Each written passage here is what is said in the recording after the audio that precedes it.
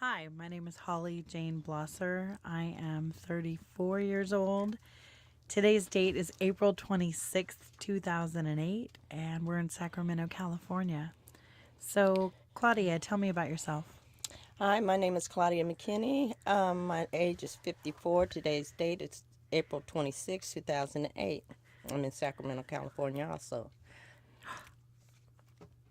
I'm sorry, I forgot to say that we're friends. We're coworkers and We're friends. coworkers, yeah. Absolutely.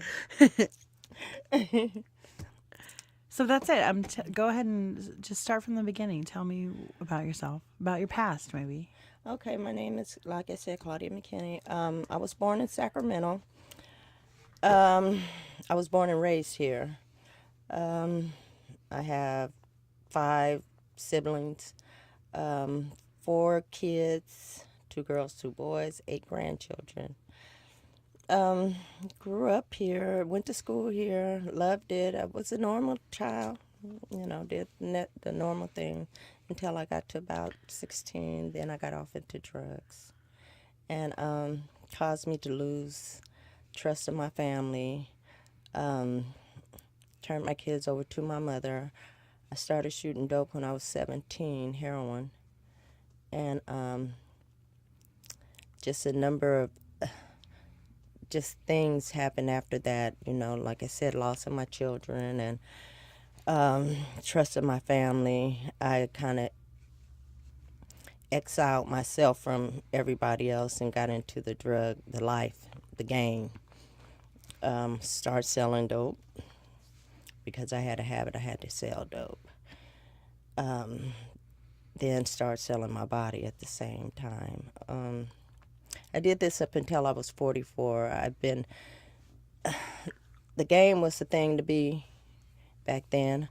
Uh, but nobody told me of the harsh consequences that came with it. Being raped, I was given a hot shot. Somebody tried to kill me. Shot, you know. Um, that these were some of the things that came with it. I did this up until I was 44. 44, I finally found another way of life with somebody. I didn't know if I was through forever, but I knew right then I was tired. I caught a prostitution case when I was 44 and just didn't like the way I was a grandmother. You know, the years had went by so quick. And my kids were having kids, and I woke up a grandmother and on the whole stroll, and I seen a. I remember one night walking on the whole stroll, and I seen this woman, and I said, "Oh, she toe up," you know. And as I started walking, the woman started walking too. When I raised my hand, she raised her hand too, and I realized that the woman was me. And I mean, tore up. I didn't recognize myself. It wasn't so much the outer, what I looked like on the outside, but I was, just as nothing on the inside. It was just empty, nothing, And that night I caught it. The same night I caught a case, and I was just tired. I wanted something different. I wanted something different. I kicked. I got into recovery, and when I got sober, I realized that I didn't even know who I was. 44 years old and didn't know who I was, what I liked it, what I wanted to be, what could I be. All I knew was how to repeat the same things that I've been doing. I'm sure I've got locked up since I've been out while I was out there, but I always got out and did the same thing. That's all I became accustomed to doing. That's all I knew, and I was just like, it got to be some, better way. It got to be something, some way that this can be removed from me. It has to be a better way. You know, uh, so I tried recovery. I got into recovery, and it was that was another road, a hard road. It was, you know, I had a lot of shrewd awakenings in recovery because some of the stuff that I had stuffed so deep and buried so deep started coming to surface as I was sober, and I didn't know how to deal with it because when stuff got rough before, Only way I know how to deal with it is to go get me some dope, and I know I didn't want to do that, but I didn't know how to do with these feelings. And some of them were shameful, some of them were, hurtful, so I didn't know how to deal with this, so I started writing about it. I started talking about, the little, just skimming the surface, because I didn't want to go deep, because I didn't want nobody to know my secrets. I had to keep those secrets. And it didn't get any better. So I had to start talking about those secrets. I had to start writing about those secrets. I started writing about the secrets, and, it got easier for me to tell the secrets, and I started evolving as a woman. When I got 44 years old, I was still very, I say hoochie, I was, like I was 17 or something, I dressed very provocative, and in the transition, it didn't feel the same. I can remember being one day going from the transitional house to an appointment, and had on all these skin tight jeans and the blouse bearing your chest and everything, and I got to Light Rail and I felt naked. It felt like somebody had just, like I was out there butt naked. I didn't like that feeling. So I knew it wasn't fitting into my new life. I was trying to bring some old stuff into my new life, and it wouldn't fit. So I had to start changing some things, When they say change everything, okay, but for real, I had to start changing, and I had started changing, but I didn't realize it, So that helped me start digging deeper. I want to dig deeper and find out what this woman was about. Who is this woman? Did I like her? Did, what does she want? I can't tell, I can't tell you somebody what I want if I don't even know what I want, So I had to grow. I had to learn that. I went through a whole just metamorphosis kind of thing, changing, just study changing, and it felt good, because the more layers I took off, the better I would feel. I can hold my head up, I didn't have any more secrets, I didn't have to worry about somebody seeing me and say, oh, I remember you when you were doing this or that, because I told it first, so nobody had any secrets over me. I started working. I didn't know what I would do, because I didn't have, only job I ever really had for any length of time was as a prostitute. So what could I put down on a resume? Customer service? I didn't I didn't know what to do. Age 44, I didn't know what to do. And I have these beautiful kids that are looking up to me, and I'm struggling the whole time.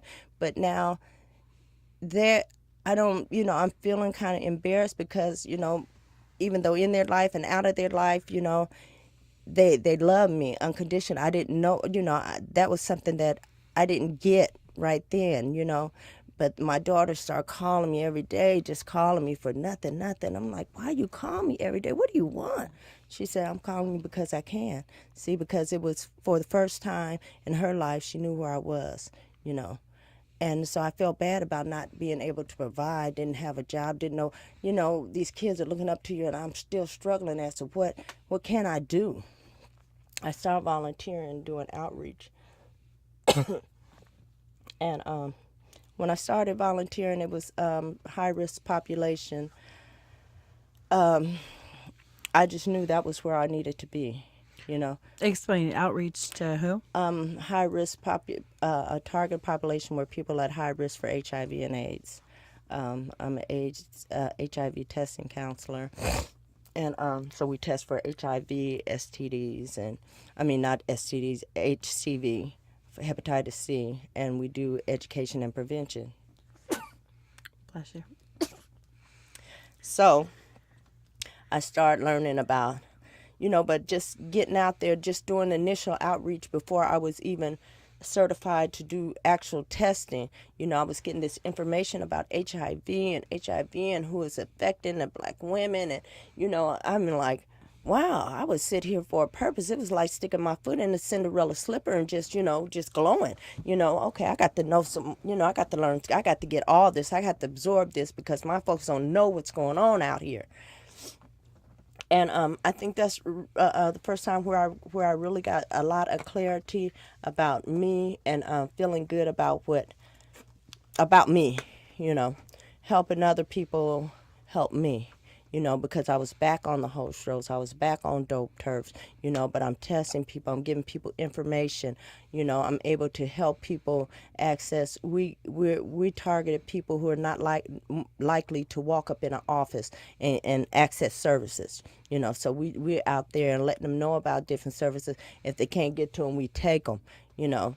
Um, and you know, I just love that. And my kids, they were like, whoa, Mom, you know, here I am, I got all these condoms, you know, and stuff, you know, and I'm putting the word out in the street, and one day I was sitting at my desk and I'm like, oh, yeah, you know, and was something my son had said. I said, oh, Lord. You know, I'm telling everybody else, but I ain't even did it in my own home. You know, I got teenagers. You know, I got a teenage grandkids. So, you know, I need to put some of this in my house. You know, and not only that, I had been in a relationship. You know, and I'm testing everybody all over Sacramento, and I'm like, hold it, I ain't even tested in my bed. So it's only one way to do that. I went home and I told him. I said, look. We can do this the easy way, or we can do it the hard way. You can test voluntarily, or you can wake up with a swab in your mouth. So, needless to say. But What about after being a sex worker for so long? What about the first AIDS test you took? How did that feel? oh, it was scary. It was scary. After being a sex worker, and I took a test, and knowing a little bit about it, and the cold thing about it was I had friends that were, you know, that I had behaviors with that were dying, and I didn't know that they were, when they died, we found out they died full blown. So yes, I was scared to death. I, And it took how long to get your results? 2 weeks, 2 weeks. So it took me like, it didn't take that long to go take the test, but the 2 weeks, it turned into 3 weeks, almost 4 weeks. After 6 weeks, I might not have got the test result, because after 2 weeks, I said, okay, I'm going. No, I ain't going in there not today. You know, so another week went by. I'm going to do this time. I'm going to do this time. I ain't gonna do it. I can't do it. So I just bit the bullet and said, just gone. And I had my hands on my head. Okay, tell me. And it was negative, you know, thank God. But it was, you know, it was scary. It was scary. Me? Something else you want? What gave you the strength? How did you have the strength to get recovery? Oh, sitting. I got tired. I was so tired. I was tired. You know, like I said, I looked at myself, and I looked up and I was 44, and on the boulevard with a heroin habit, crack habit, and haven't seen my kids, didn't want to see my kids. Now, mind you, I'm from here, so I'm up on the boulevard where, you know, people, you know, and Driving by and let me they see you. you know, what I seen when I was in my addiction was real cute, but what the reality of that was not. You know, it was not cute. It wasn't a good look. You know, I've always been like a healthy woman. You know, I was like maybe 100 pounds. Yes, with rocks in my pocket. So Were your children aware of what you were doing?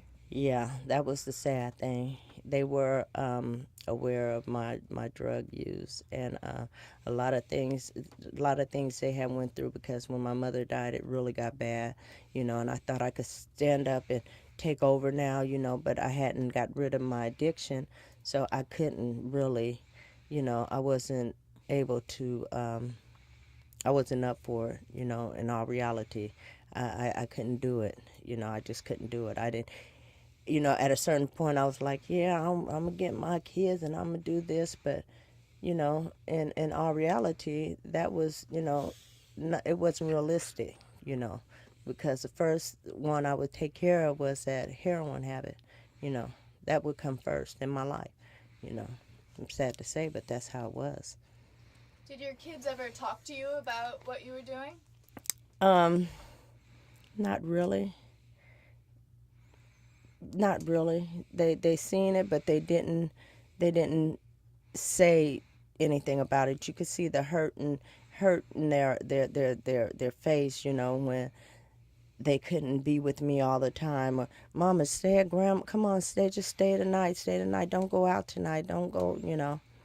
So, yeah.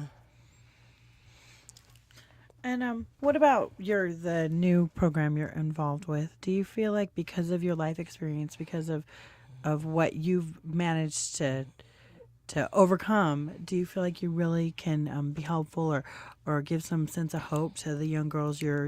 Absolutely. Absolutely. Because, I mean, I'm not out there telling them they need to stop what they're doing and you need to, stop today, get it together, because it doesn't work like that. I'm out there because I love what I do, number one. And number two is to let them know that it is somebody who cares about them.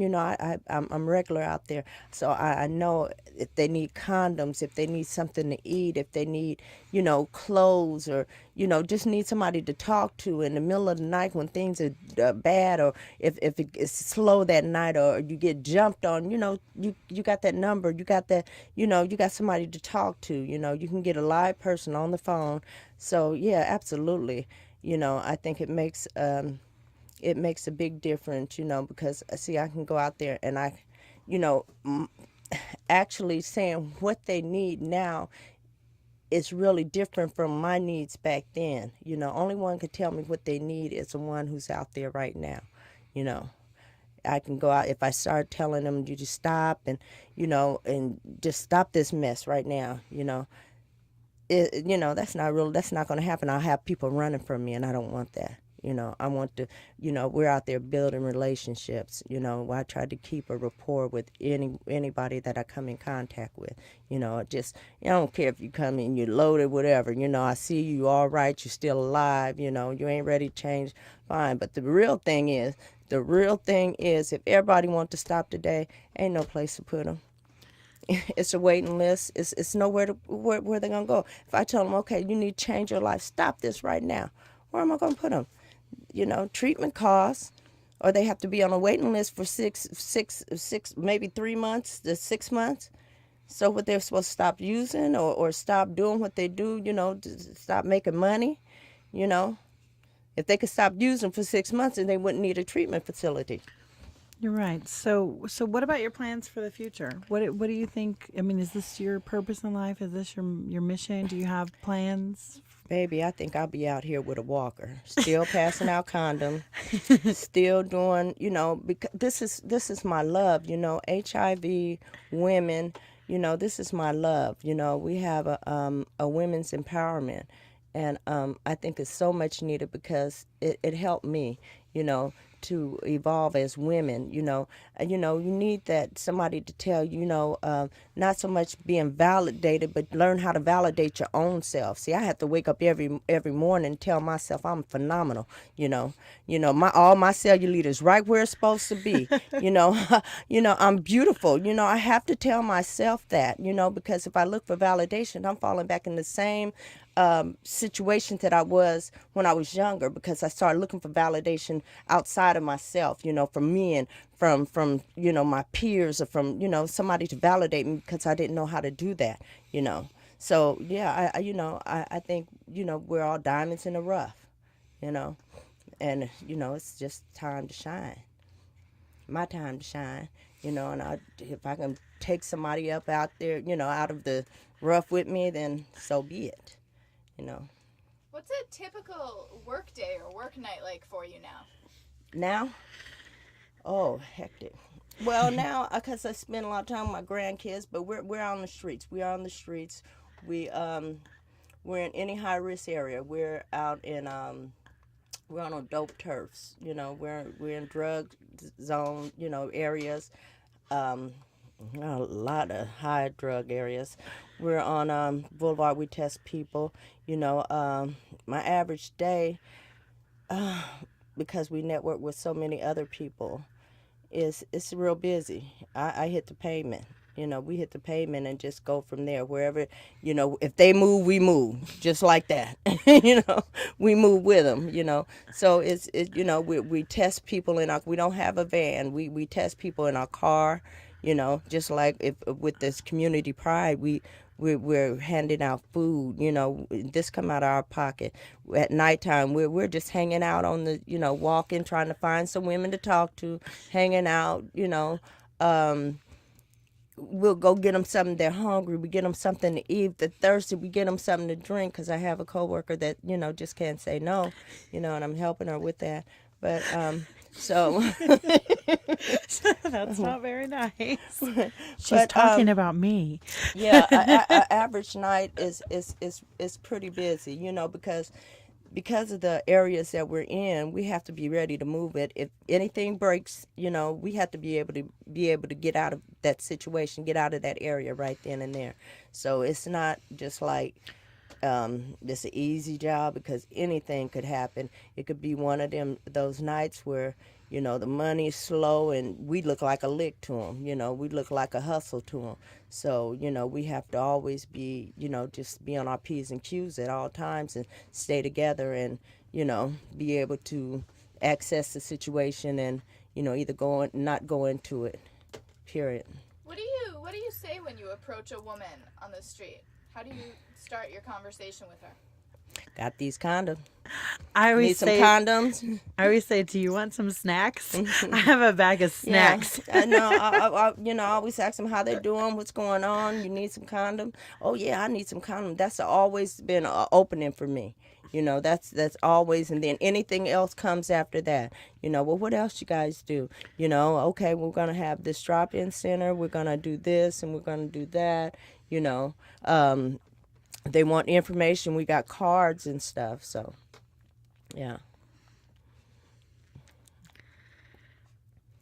What about you, Holly? How'd you get into this? Oh, sorry.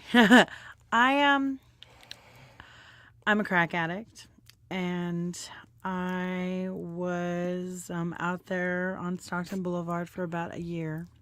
Most of the time that I was out there, I was pregnant with my daughter, doing drugs, and I never intended. This is not the life I pictured for myself right here. I'm a million miles away from the life I pictured when I was a little girl. What was that life like? The life I pictured as a little girl? Uh-huh. I think I was going to be a veterinarian. Isn't that what every little girl wants to do? I think I was going to. And then I was going to go to college, and I was going to be a psychologist. And I had big dreams. But the first time I did drugs, I realized that my dreams were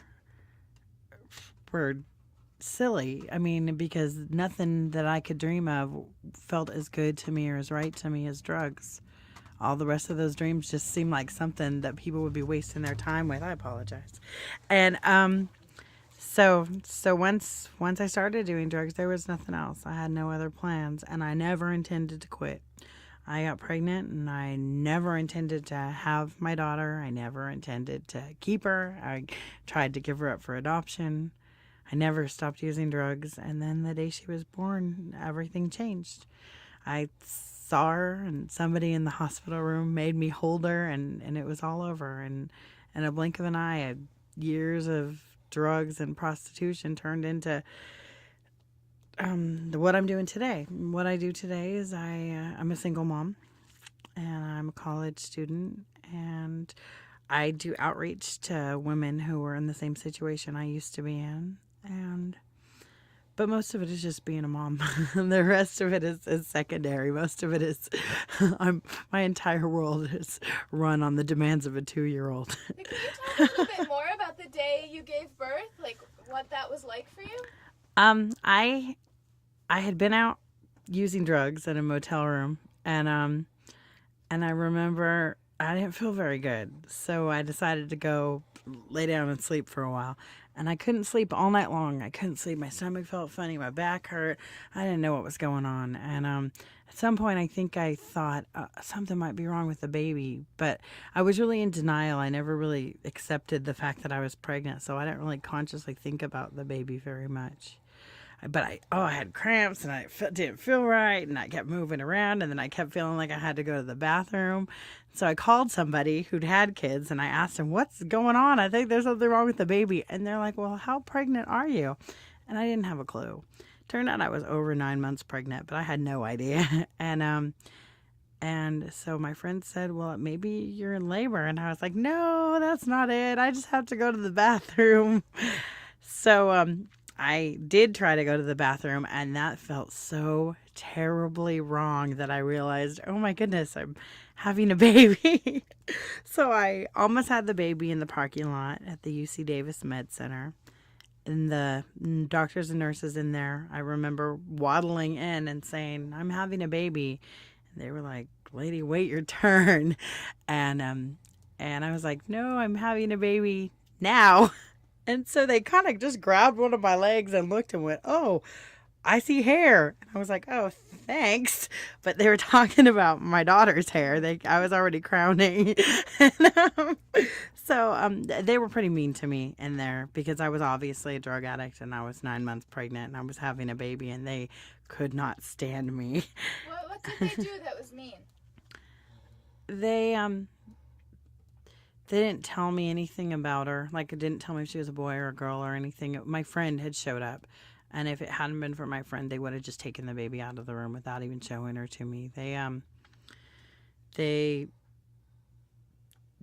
wouldn't really answer my questions. They kind of acted like I wasn't there. There were a lot of them in there because it was such a high risk birth, and they just really didn't talk to me unless they absolutely had to. And it's okay. I mean, because I don't think I'd felt a single amount of guilt about the whole situation until I was in there in a room with professional people who were looking at me like I had no right to this baby. And all of a sudden I wanted a right to her and they took her. And so that was really sad. And so I signed myself up for rehab and I went through all the stuff it took to get her back. Did they let you hold her ever in the hospital? Yes. Once my friend advocated for me and said, hey, can the lady hold her baby? After that, they couldn't keep her away from me. It's hospital policy. They told me that so long as I'm in the hospital as a patient, they will not prevent me from seeing the baby. But as soon as I was discharged, I was to have no contact with her. And so I kept trying to stay at the hospital longer. And this one nurse was really nice, and she kept coming up with schemes to help me stay in the hospital longer. I ended up staying in the hospital as a patient for like 5 days for malnourishment, and then because I had a big wound on my face from something that happened in the line of work, and then something about my feet. I mean, they just kept coming up with reasons to keep me in the hospital so I could keep seeing her. What did it feel like to hold her? And what's her name? Her name's Phoenix Apple Bloesser. And it felt like the first thing I'd ever felt in my whole life. I felt like I never had a feeling until I held her. And I didn't really know exactly what it felt like. Like, I didn't know what I was feeling. I just knew that there was like a connection. Later, I realized what I was feeling is I just worshiped the little baby. But at the time, I just didn't know what I was feeling. I just knew I felt something. And I didn't want to lose that opportunity to actually have like a real, honest human feeling because it had been so long since I had one. And it's so weird because I wanted them. When I walked into the hospital, I wanted to have the baby, get it over with so I could go out and get some more drugs. And it was just an inconvenience to me. And once I actually had her, everything changed. Everything I thought about, my priorities in my head suddenly changed, and I was like, what have you been doing all this time? And it's something suddenly changed in me. I don't know what that was, but I know that I suddenly realized there was nothing else I should be doing with the rest of my life but raising my own child. And if I hadn't gotten into rehab immediately, I think that feeling would have gone away. I think I would have gone back out. If I had managed to get high even once after she was right then after she was born while CPS had her, I think I would have just forgotten about her. Or tried my darndest to forget about her. But because I managed to get put into rehab immediately and clear my head of all the drugs, that little tiny feeling I had in the hospital was able to grow. And now, I don't know, now it's some I can't even explain, you know. I mean, I'm sure every mother understands it, what it feels like to love your child, but to me it's just this amazing. I love my baby probably because I never felt anything about anything. I mean, even I never felt extreme bad feelings when horrible stuff happened to me, and I never felt extreme good feelings. I guess maybe I never really had a circumstance where I should. To me, if it wasn't drugs, there was no reason to really feel anything about it, you know. And and that change, it opened up a part of me I didn't know existed. I had no idea that I was capable of feeling connected to anything else on the planet. I thought I was just kind of like it was just me. Like the whole world was this dream I was having, and I was the only one. And suddenly, after she was born, there was somebody else who was an important and connected part of my life, and that changed everything. How many years were you using? I used various drugs from not very many years, really. Let's see, from 1991 to 2005. So what is that exactly? 15 years, something like that. In the not that long. I was born addicted to heroin, and I was clean until I was 18, pretty much. And then that first drug I did when I was 18, it felt right. Sometimes I think that's because I was born in liking drugs, and so the first time I did them later, I went, this is what's been missing. This is it. All my life, something's been missing, and this was the thing. And I worry about my daughter. I worry that'll happen to her when she's older. I worry that if she ever does drugs, and she might, people do, that's what it's going to feel like to her. It's going to feel like coming home. Like, oh, wow, I didn't know I was missing this, but I was. And so that worries me a little bit. But I didn't do drugs that long. But this, from the second I did them, there was nothing else in the world I wanted to do. What do you think you'll tell Phoenix when she gets older about drugs?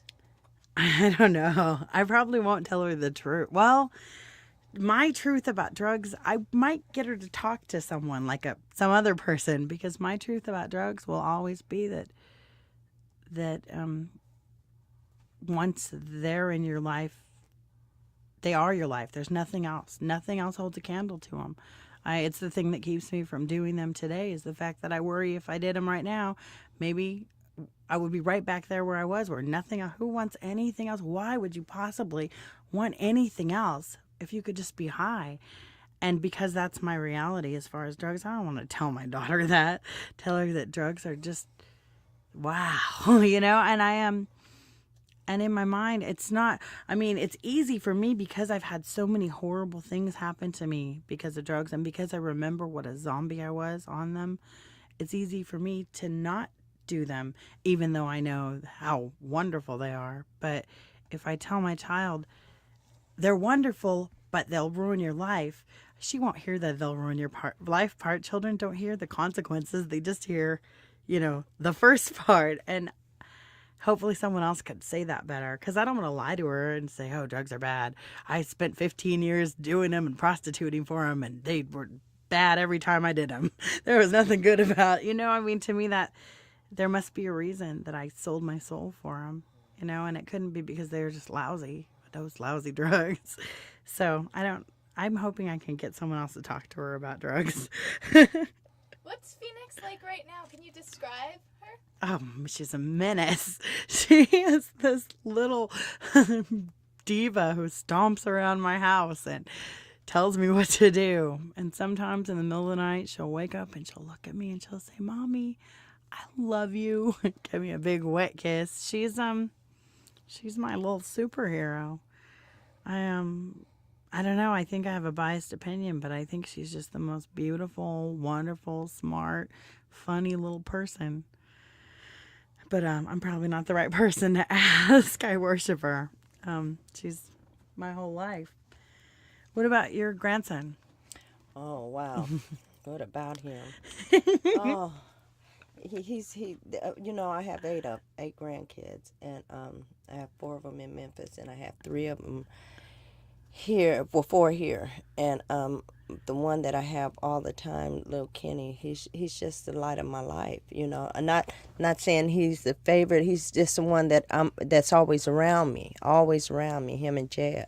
And I mean, just to be able to, it's just such a blessing to be able to see my grandkids, be in their lives and be part of raising, I said maybe, I'm trying to be the best grandmother because I wasn't the best mother, but yes, I'm absolutely, I'm a horrible grandmother because I was just spoiled and rotten.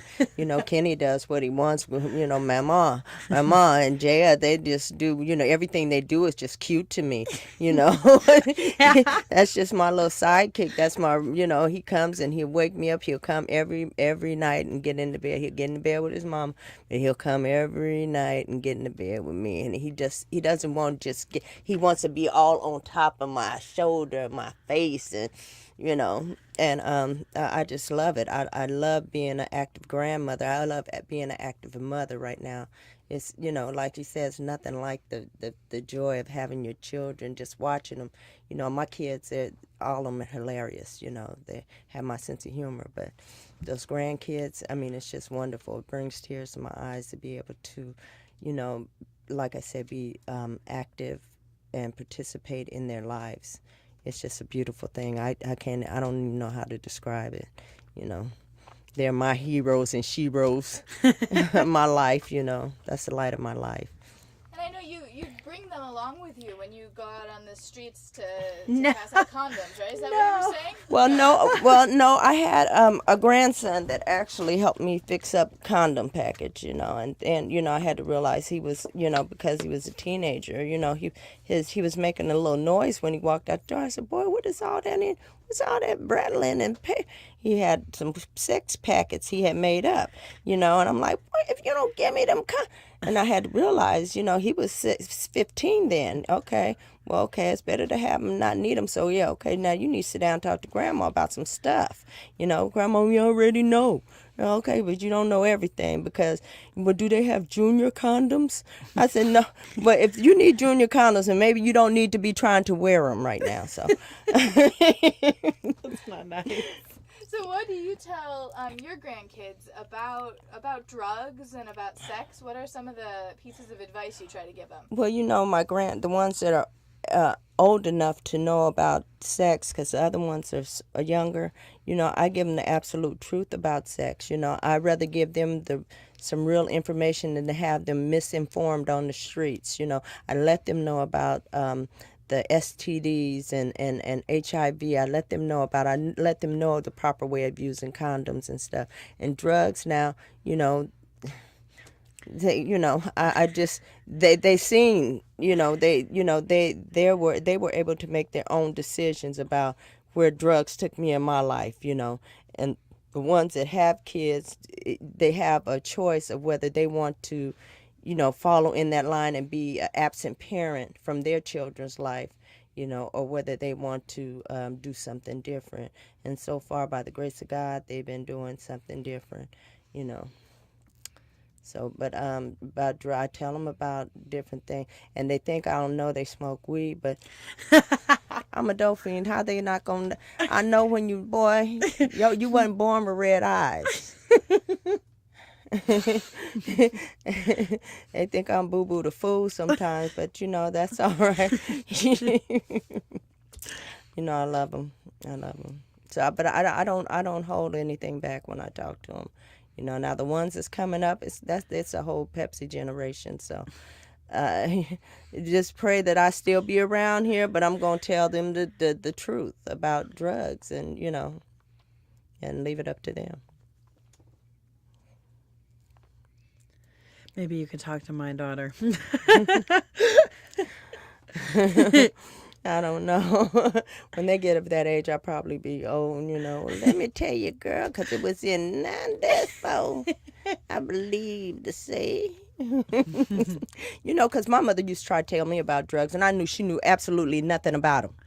Now, my mama's definition of heroin or anything was, yeah, I know you go in the bathroom and snort that, shoot that stuff and come out with white powder under your nose. I said, Mama, if I'm shooting stuff, what is a white powder under my nose? You know, so she knew absolutely nothing about it, so she couldn't tell me nothing about it, you know. But, you know, I have information, you know, my mom didn't tell me anything about anything if she knew, so, you know, and I try not to be that way with my kids. I give them all the information that I have. I think maybe that's why I'm nervous to tell my mother. I mean, to tell my mother. Oops, to tell Phoenix about drugs or talk to her about drugs is because my mother, the heroin addict, she told me all kinds of things about drugs, but it all sounded so good to me, you know. And the funny thing is, I had watched her go in and out of prison. I had watched her get beat up in the street, and I had watched her run around the street naked, a mess, but all I heard when she talked about drugs was how great it felt. Though it did keep me clean for a good 18 years, so maybe. Yeah. You know, I thought it was a good size. I thought I was destined to die a dope fiend. Look at me now. I'm an actually functioning person that has bills. You know, imagine that. Everything in my house has a receipt. You know, and I'm loving it. I'm loving life. I'm loving the curves that life throw at me now because I'm able to deal with it. You know, and people that struggle with this addiction and whatever, you know, and fall, you know, it's not, they say it's not how many times you fall, it's that you keep getting back up, you know. So, and I think that's the key to life. You know, it's not what curves you get thrown, it's how you choose to deal with them. That works for me anyway.